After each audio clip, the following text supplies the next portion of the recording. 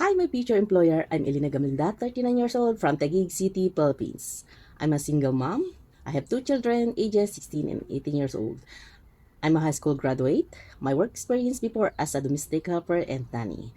The three different country. My first work in Saudi. I serve five members, two adult, two teenager, and one newborn baby. My second work in Kuwait. I serve four members, two adult and twins newborn baby. My main responsibility taking care newborn baby. My duties are feeding, change diapers, changing clothes, and bathing.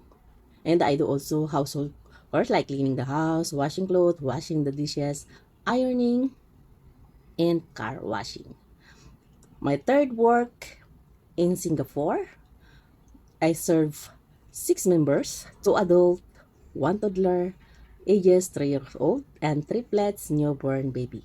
My main responsibility taking care newborn baby.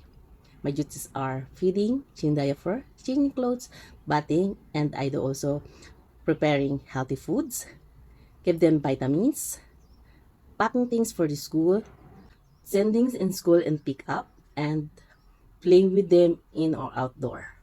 And I do also household chores like cleaning the house, washing clothes, washing the dishes, ironing, and cooking and marketing.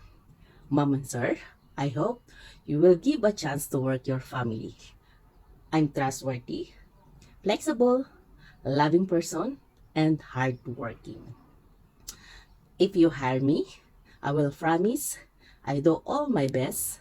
And your children, I love them and I treat my own child. Thank you and God bless.